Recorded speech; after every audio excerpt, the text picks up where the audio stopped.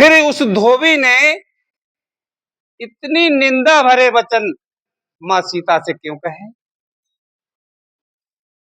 तो कहने लगे कि हे शेष जी, मैं तुम्हें ये रहस्य बताता हूं। शेष जी ने कहा कि मिथिला नाम की महापुरी में महाराज जनक राज करते थे। उनका नाम था क्षीरध्वज। उनका असली नाम क्षीरध्वज था। एक बार वे यज्ञ के लिए पृथ्वी जोत रहे थे। उस समय चौड़े मुंह वाली जो हल में उसे पहले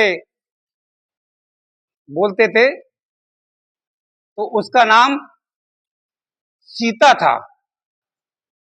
जो हल में लोहे का जो सत्र लगा हुआ होता है, उसे पहले सीता बोलते थे।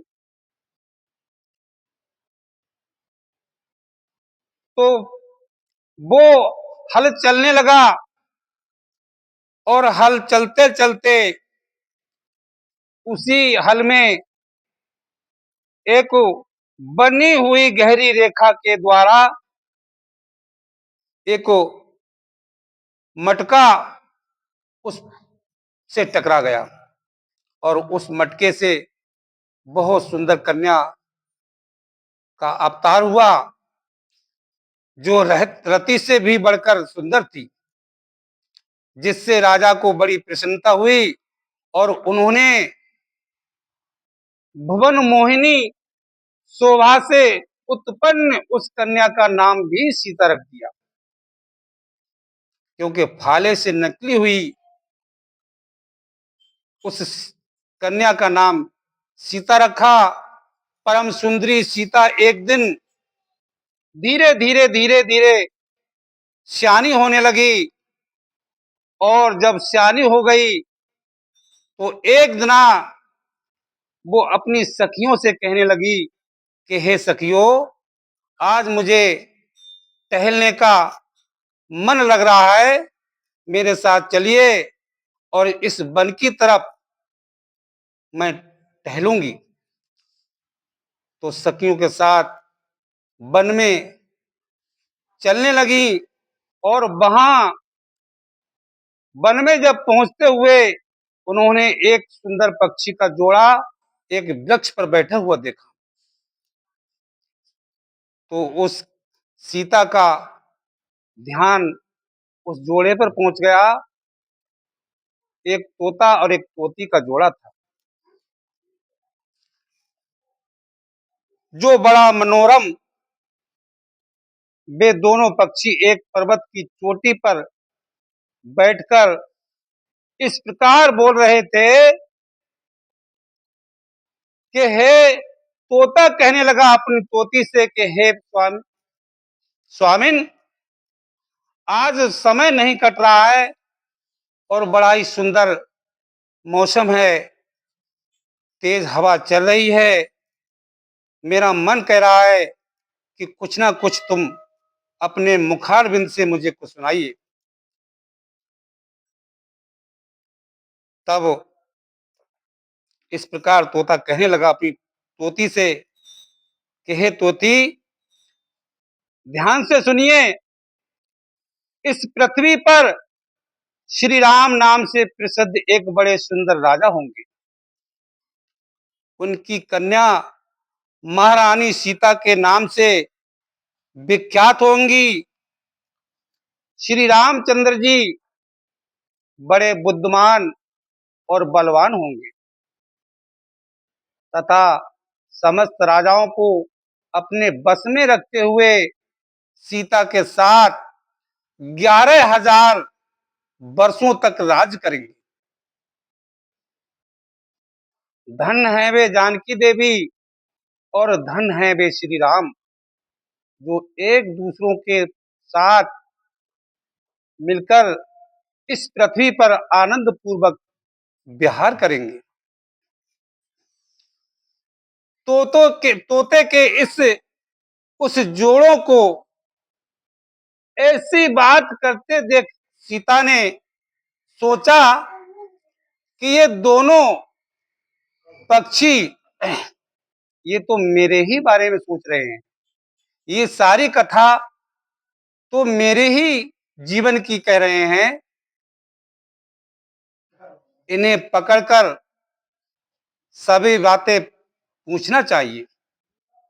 ऐसा विचार करके उन्होंने अपनी सखियों से कहा कि हे सखियों, ये पक्षियों को जोड़ा बहुत सुंदर मेरे मन में भा गया है और तुम लोग चुपके से जाकर इसे पकड़ लाओ और मेरे हवाले कर दो। ऐसी बात सीता ने कहा अपनी सखियों से। सखियां उस पर्वत पर गईं और दोनों सुंदर पक्षियों को पकड़ लाईं। लाकर उन्होंने सीता को अर्पण कर दिया। सीता ने उन पक्षियों से कहा कि हे पक्षियों, तुम दोनों बड़े सुंदर हो। देखो, मुझसे डरना नहीं, मैं तुम्हारा कुछ नहीं करूंगी। मैं सिर्फ तुमसे एक बात पूछना चाहती हूं, तुम उसे बताओ। सीता कहने लगी उस पक्षियों से। और इसी क्रम के बीच तीसरी प्रसाद प्रजापति इनके सुपुत्र ने बड़े श्रद्धा भाव से 10 मुद्रिकाएं भगवान की कथा में अर्पण की हैं। भगवान सदा ही परिवार में सुख शांति बनाए रखे। और राम गोपाल राजपूत इन्होंने बड़े ही भाव से 10 मुद्रिकाएं भगवान की कथा में अर्पण की हैं। भगवान इन्हें सद्बुद्धि प्रदान करें। हेलो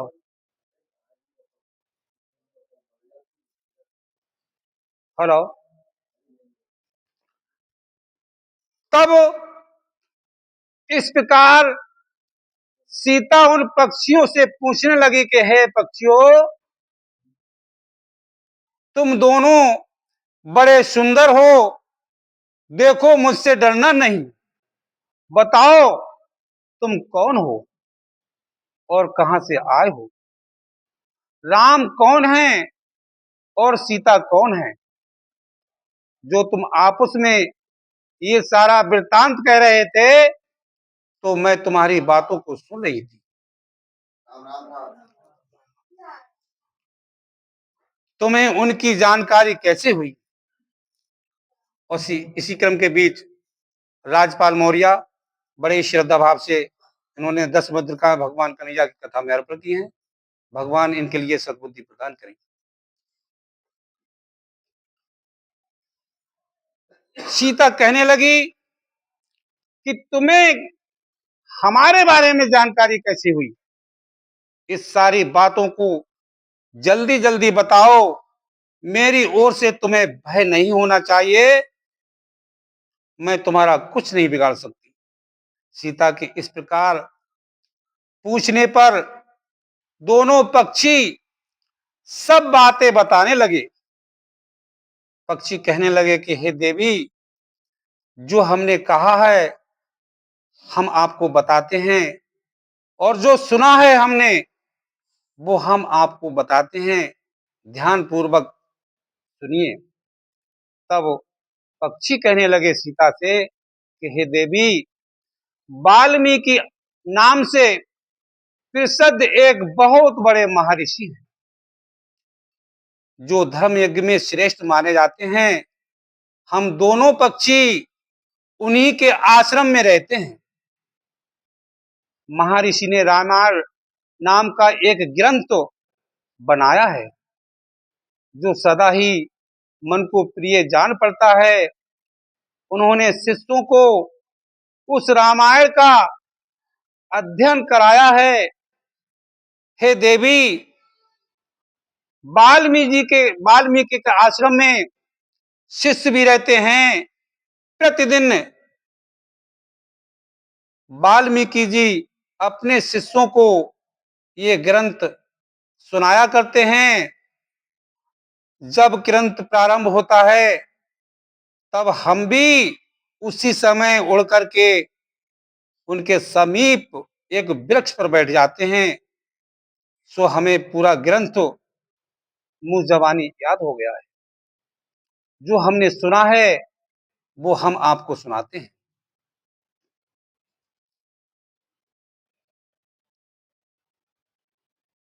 जो सदा ही मन को प्रिय जान पड़ता है, उन्होंने शिष्यों को उस रामायण का अध्ययन कराया है तथा प्रतिदिन वे संपूर्ण प्राणियों के हित में रहकर उस रामायण के ग्रंथ का चिंतन किया करते हैं। रामायण का बहुत बड़ा है, रामायण बहुत बड़ा है। हम लोगों ने उसे पूरा पूरा सुना है। बारंबार उसका गान और पाठ सुनने से हमें भी उसका अभ्यास हो गया है। राम और जानकी कौन है, इस बात को हम बताते हैं तथा इसकी भी सूचना देते हैं कि श्री राम के साथ क्रीड़ा करने वाली जानकी के विषय में क्या क्या बातें होने वाली हैं। तुम ध्यान देकर सुनो। महर्षि द्वारा कराए हुए पुत्र श्रेष्ठी यज्ञ के प्रभाव से भगवान विष्णु राम, लक्ष्मण, भरत, शत्रुघ्न ये चार शरीर धारण करके प्रकट होने वाले हैं। आने वाले समय में ये चार शरीर इस धरती पर प्रकट होंगे। देवतागण भी उनकी उत्तम कथा का गान करेंगे। श्रीमान राम महर्षि विश्वामित्र के साथ भाई लक्ष्मण सहित हाथ में धनुष लिए मिथिला पधारेंगे। उस समय वहां एक ऐसे धनुष को जिसका धारण करना दूसरों के लिए कठिन है, वे देकर वे उसे तोड़ डालेंगे और अत्यंत मनोहर रूप वाली जनक किशोरी सीता को अपनी धर्म पत्नी के रूप में ग्रहण करेंगे। फिर उन्हीं के साथ श्री रामचंद्र जी अपने विशाल साम्राज्य का पालन करेंगे। ये तथा और भी बहुत सी बातें वहां रहते समय हमारे सुनने में आई हैं। सुंदरी, हमने तुम्हें सब कुछ बता दिया। अब हम जाना चाहते हैं, हमें छोड़ दो, क्योंकि जिस महल में हमें आपने छोड़ा है ये हमें महल नहीं है, ये तो हमें जंगल है। और जिस जंगल में अपने पेड़ के घोंसले में हम रहते हैं वो हमारे लिए तुम्हारे महल से भी ज्यादा सुंदर है। इसलिए हमें अच्छा नहीं लग रहा है। हे सुंदरी, हम तुमसे विनती करते हैं कि अब हमें छोड़ दो। हमने जो वाल्मीकि के मुख से सुना है वो हमने तुम्हें बताया है। अब हमें ये नहीं मालूम है कि कौन सीता है कौन राम है, ये हमें नहीं मालूम। ये प्रार्थना दोनों पक्षी सीता जी से करने लगे। कानों के अत्यंत मधुर प्रतीत होने वाली पक्षियों की ये बातें सुनकर सीता ने उन्हें मन में धारण किया और पुनः उन दोनों से इस प्रकार पूछा, राम कहाँ होंगे, किसके पुत्र हैं और कैसे वे दूल्हा बनेंगे, कैसे दूल्हा बनकर वेश में आकर जानकी को ग्रहण करेंगे तथा मनुष्य अवतार में उनका श्री विग्रह कैसे होगा। उनके प्रश्न सुनकर तोती मन ही मन जान गई कि ये सीता है, ये सीता है, इसीलिए ये हमारी सब बातें पहचान गई है, इसीलिए बार बार हमसे दोहरा रही है। उन्हें पहचान कर वह सामने आ गए, उनके चरणों पर गिर गई और बोली कि श्री रामचंद्र जी का मुख तो बड़ा सुंदर है, कमल की कली के समान सुंदर होगा, नेत्र बड़े बड़े खिले हुए होंगे, बहुत ही राजा के भेष में श्री राम आपको ब्याह कर अपनी अयोध्या को ले जाएंगे। इस प्रकार वो तोती जानकी देवी से कहने लगी। पक्षियों की ये बातें सुनकर जनक कुमारी सीता अपने जन्म की ललित एवं मनोहर चर्चा करती हुई बोली, जिसे तुम लोग जानकी कह रहे हो वह जनक की पुत्री मैं ही हूं। तब सीता कहने लगी कि जिसे तुम जानकी देवी कह रही हो, हे पक्षियों, वह मैं ही हूं, जनक की पुत्री मैं सीता हूं।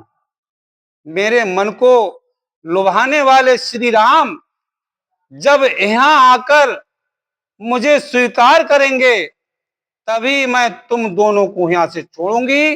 जब तक मुझे श्री राम मुझसे शादी नहीं करेंगे, तब तक मैं तुम्हें यहां से नहीं छोड़ूंगी।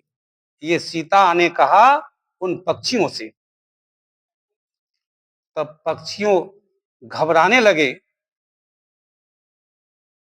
क्योंकि तुमने अपने वचनों से ही मेरे मन में लोभ उत्पन्न कर दिया है। अब तुम इच्छा अनुसार इन मेरे महलों में रमण करो, मेरे घर में सुख से रहो और मीठे मीठे पदार्थों का ग्रहण करो। मैं तुम्हें सुंदर सुंदर भोजन बनाकर खिलाऊंगी, तुम्हें किसी प्रकार का कोई दुख नहीं होने दूंगी।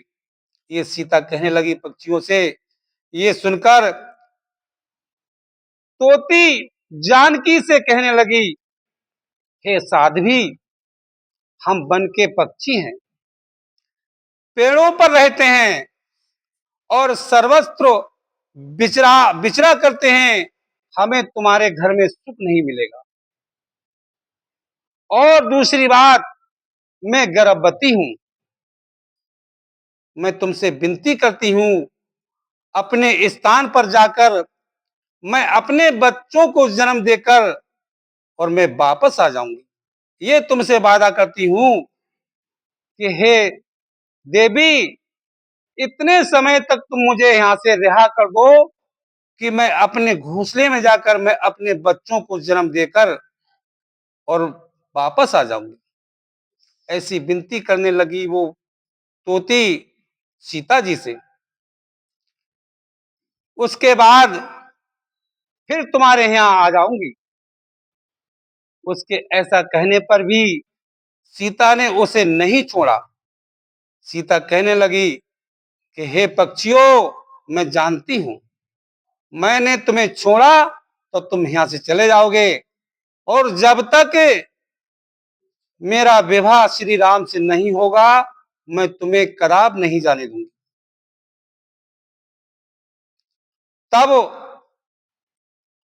उसके पति ने, तोते ने, बड़ी विनीत वाणी में उत्कटित होकर कहा कि हे सीते, मेरी सुंदरी भार्या को छोड़ दो, इसे क्यों रख रही हो? शोभने ये गर्भिणी है, ये गर्भवती है, सदा मेरे मन में ये बसी रहती है। जब ये बच्चों को जन्म दे देगी, मैं वादा करता हूं बच्चों को जन्म देते ही ये तुम्हारे महलों में आ जाएगी।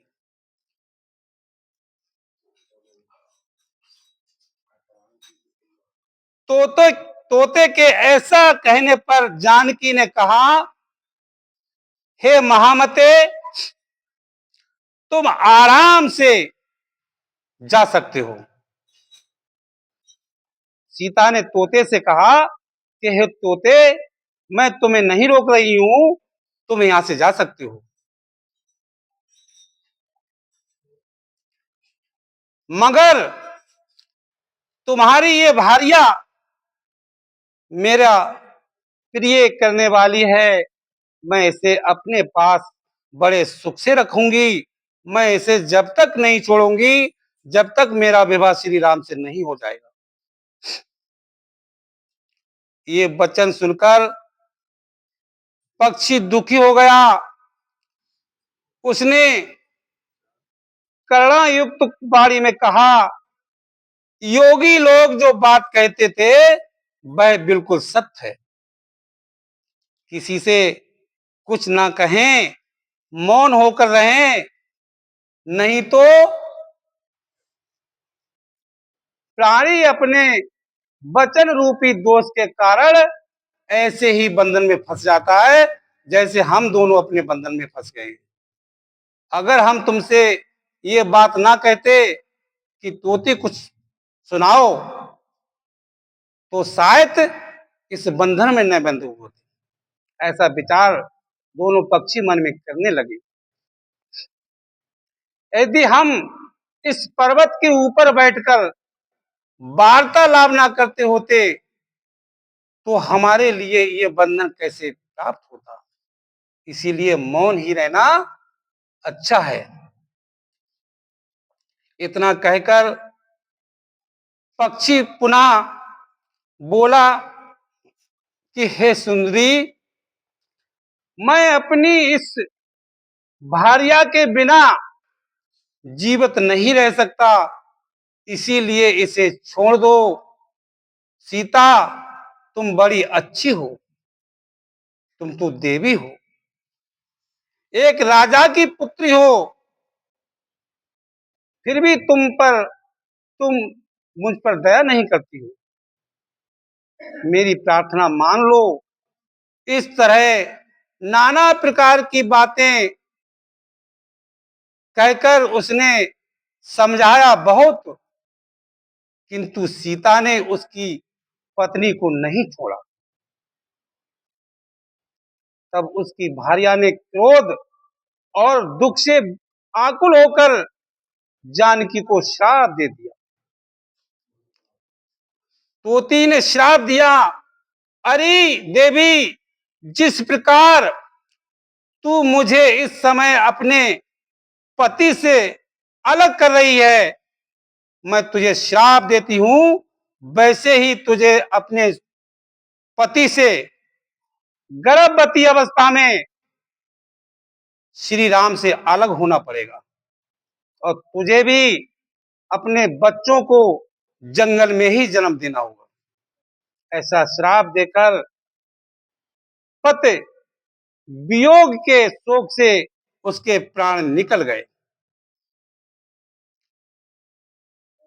उसने श्री रामचंद्र जी का सुमरण किया तथा पुनः पुनः राम नाम का उच्चारण करते हुए प्राण त्याग दिए। इसीलिए उसे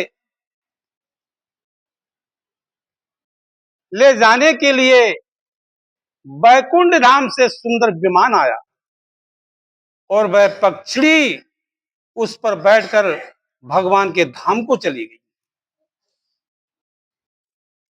भार्या की मृत्यु हो जाने पर पक्षी शोक से आतुर होकर बोला कि मैं मनुष्य से भरी हुई श्री राम की नगरी अयोध्या में जन्म लूंगा तथा मेरे ही वाक्य से उद्वेग में पड़कर इससे पति के वियोग का भारी दुख उठाना पड़ेगा। ये कहकर वह चला गया। क्रोध और सीता जी का अपमान करने के कारण उसका उस तोते का एक धोबी की योनि में जन्म हुआ, जो बड़े लोगों की बुराई करते हुए क्रोध पूर्वक अपने प्राणों का परित्याग करता है, वह दिज्जों में श्रेष्ठ ही क्यों ना हो, मरने के बाद वह नीच योनियों में उत्पन्न होता है। यही बात उस तोते के लिए भी हुई। उस धोबी के कथन से ही सीता जी निंदित हुई और उन्हें पति से विमुक्त होना पड़ा। धोबी के रूप में उत्पन्न हुए उस तोते का शाप ही सीता का पति से बिछुड़ना, अलग करने वाला, और इसी से वह वन में गई। हे विप्रवर, विदेह नंदिनी, सीता के संबंध में तुमने जो बात पूछी थी वह मैंने सारी कह दी। अब फिर आगे का वृतांत कहता हूं। इस प्रकार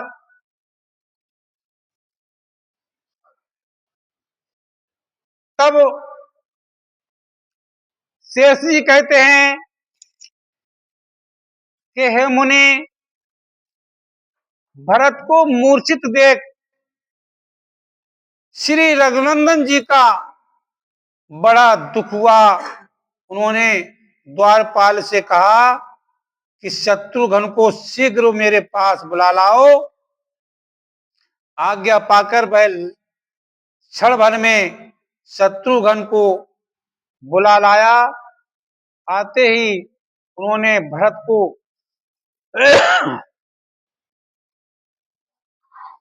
अचेत श्री रघुनाथ जी को दुखी देखा।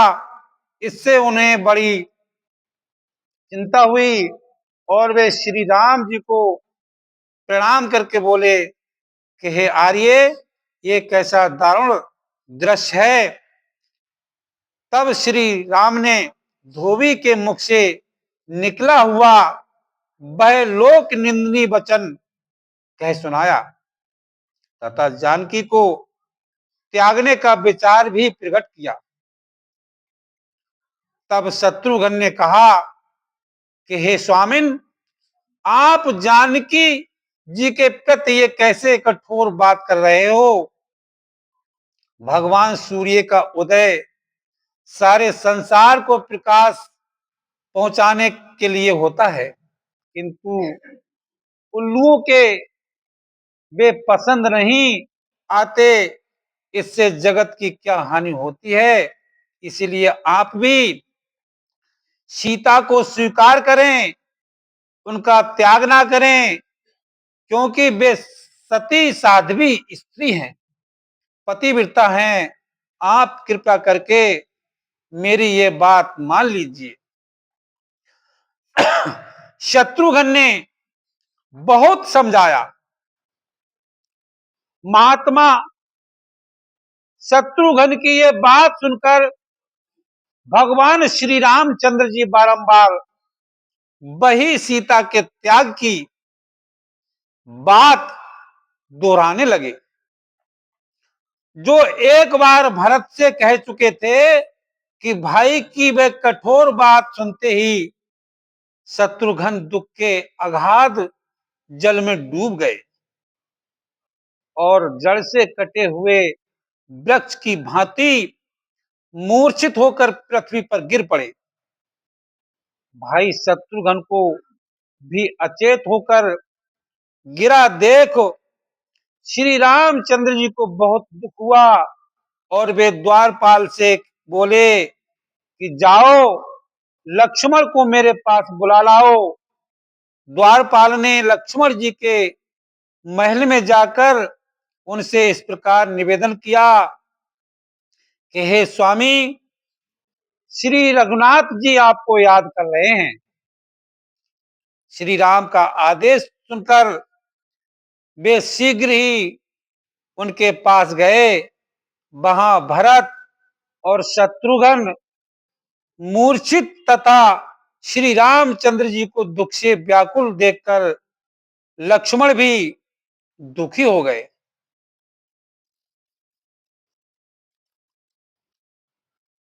और कहने लगे एक भजन के माध्यम से,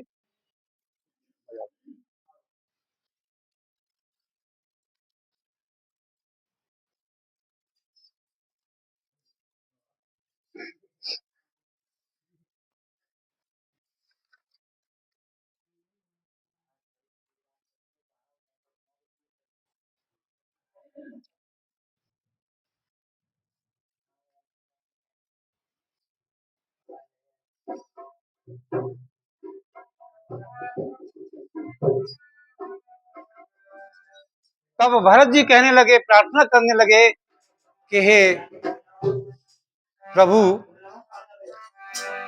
इतना तो करना स्वामी। भरत अपने बड़े भाई से कहने लगे कि हे प्रभु, इतना तो करना स्वामी, जब प्राण तन से निकले और गोविंद नाम लेकर मेरे प्राण तन से निकले।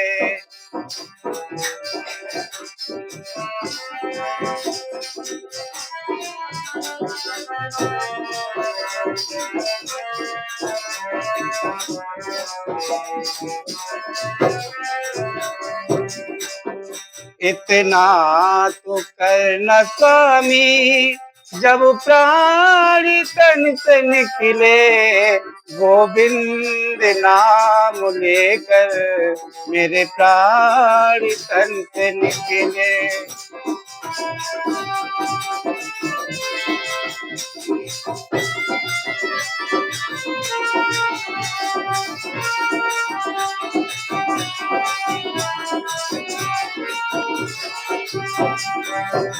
श्री गंगा जी का तट हो, यमुना का बंसी बट हो,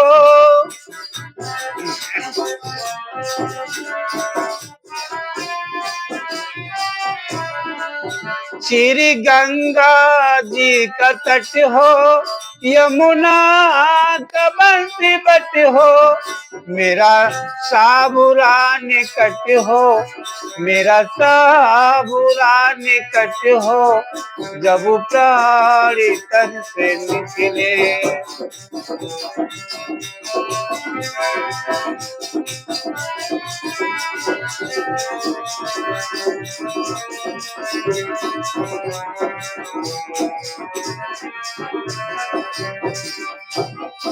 ना तो करना स्वामी, जब प्राण तन से निकले गोविंद नाम लेकर मेरे प्राण तन से निकले।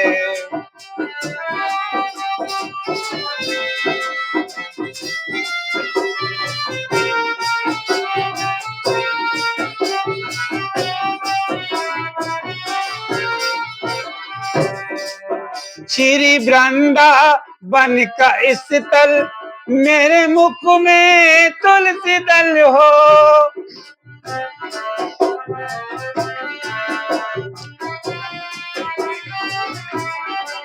श्री वृंदावन का स्थल, मेरे मुख में तुलसी दल हो, विष्णु चरण का जल हो, विष्णु चरण का जल हो, जब प्राण तन से निकले।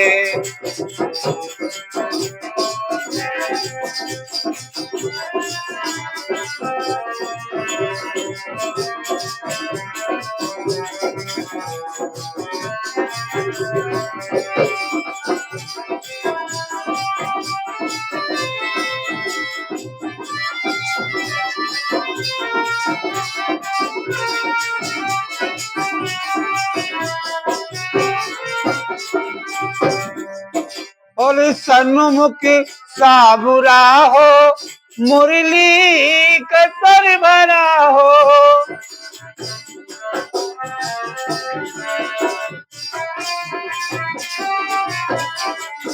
सन्मुख साबुरा हो, मुरली का स्वर भरा हो, तिरछा चरण धरा हो, तिरछा चरण धरा हो, जब प्राणी तन से निकले।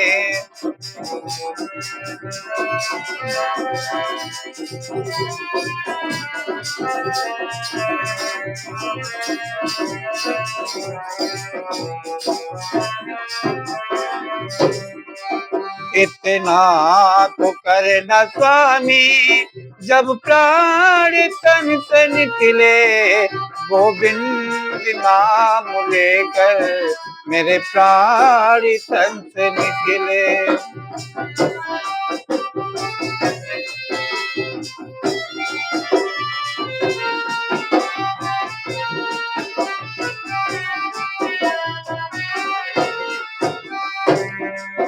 सिर मोहना मुकट हो, मुकुड़े पे काली लट हो,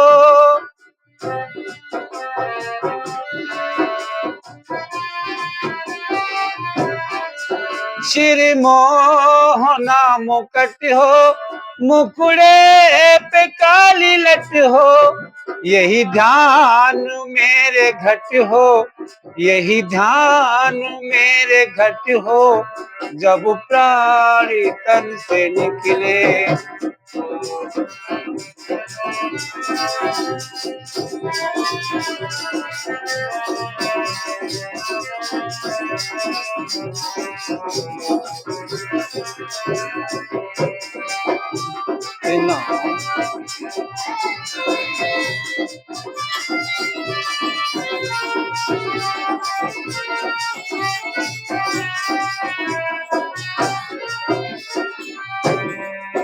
इतना तो करे न स्वामी, जब प्राणी तन से निकले, गोविंद नाम लेकर जब प्राणी तन।